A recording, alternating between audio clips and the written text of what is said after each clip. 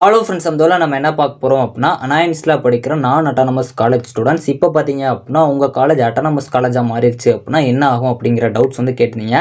இதை பற்றி நான் சிம்பிளாக சொல்கிறேன், வீடியோ ஃபுல்லாக பாருங்கள். ஸோ வாங்க வீடியோக்குள்ளே போகலாம். ஓகே ஃப்ரெண்ட்ஸ், ஃபஸ்ட்டு எடுத்தோன்னா பார்த்தீங்க அப்படின்னா அனாயின்ஸில் படிக்கிற நான் அட்டானமஸ் காலேஜஸ் வந்து ஒரு சில காலேஜஸ் வந்து அட்டானமஸ் காலேஜாக மாறிடுச்சு அப்படிங்கிற மாதிரி சொல்லிட்டு இருந்தீங்க. ஸோ நிறைய காலேஜஸ் வந்து க்ளோஸ் பண்ணனால அதுக்கு நாங்கள் அட்டானமஸ் காலேஜுக்கு இப்போ மாறியிருக்கோம் அப்படிங்கிற மாதிரி சொல்லிட்டு இருந்தீங்க. ஸோ அட்டானமஸ் காலேஜாக மாறிடுச்சு அப்படின்னா நாங்கள் அண்ணா யூனிவர்சிட்டி கீழே வரமாட்டோமா அப்படிங்கிற மாதிரி கேட்டிருந்தீங்க. அட்டானமஸ் காலேஜ்னாலும் சரி, நான் அட்டானமஸ் காலேஜ்னாலும் சரி, உங்களுக்கு அஃபிலியேட்டட் அண்ணா யூனிவர்சிட்டின்னு தான் போட்டு வரும். ஸோ அதனால் வந்து நீங்கள் அண்ணா யூனிவர்சிட்டி கீழே வர மாதிரி தான் இருக்கும். அட்டானமஸ் காலேஜும் சரி, நான் அட்டானமஸ் காலேஜும் சரி. இதை பற்றி சிம்பிளாக சொல்லணும் அப்படின்னா, அட்டானமஸ் காலேஜ் பொறுத்த வரைக்கும் உங்களுக்கு காலேஜ் மேனேஜ்மெண்ட் தான் டிசிஷன் பண்ணுவாங்க.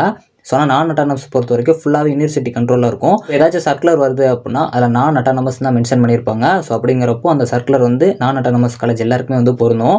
ஆனால் அட்டானமஸ் காலேஜஸ் பொறுத்த வரைக்கும் உங்கள் காலேஜ் டிசிஷன் பண்ணி அதில் என்ன சொல்கிறாங்களோ அதான். மேபி வந்து அவங்களும் அந்த சர்க்குலரை எடுத்துக்கலாம். ஸோ அப்படி இல்லை அப்படின்னா அவங்களாவே ஓனாக வந்து அந்த டேட்டை வந்து ஃபிக்ஸ் பண்ணிக்கலாம். அது அட்டானமஸ் காலேஜஸ் பொறுத்த வரைக்கும் சிலபஸ் வந்து உங்களுக்கு ஃப்ளெக்சிபிலிட்டியாக இருக்கும். ஸோ காலேஜ் மேனேஜ்மெண்ட் அப்படிங்கிறப்போ அடிஷனல் நிறைய வந்து ஆட் பண்ணிக்கலாம் சிலபஸில். ஆனால் நான் அட்டானமஸ் காலேஜஸ் பொறுத்த வரைக்கும் உங்களுக்கு யூனிவர்சிட்டி கொடுத்துருக்க அந்த ப்ரிஸ்கிரைப் பண்ண சிலபஸ் தான் இருக்கும். ஆனால் அட்டானமஸ் காலேஜஸ் பொறுத்த வரைக்கும் அந்த நான் அட்டானமஸோட சிலபஸும் எடுத்து பண்ணுற மாதிரி இருக்கலாம்.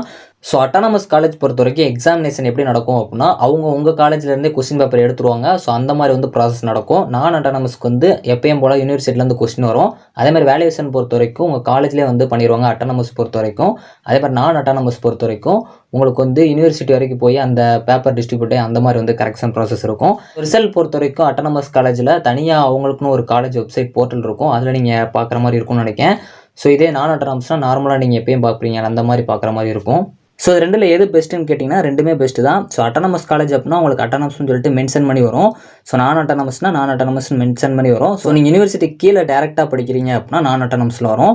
ஸோ யூனிவர்சிட்டி கீழே தான் வருவீங்க, ஆனால் அது ஒரு மேனேஜ்மெண்ட் கண்ட்ரோலில் வரீங்க அப்படின்னா அட்டானமஸ் வரும். இந்த வீடியோவில் உங்களுக்கு ஒரு கிளாரிஃபிகேஷன் கிடச்சிருக்கும்னு நினைக்கிறேன். ஸோ நீங்கள் நான் அட்டானமஸ் காலேஜில் படிக்கலாம் இல்லை அட்டானமஸ் காலேஜில் படிக்கலாம் அப்படிங்கிறத மறக்காம கமெண்ட் பண்ணுங்கள். தேங்க்ஸ் ஃபார் வாட்சிங்.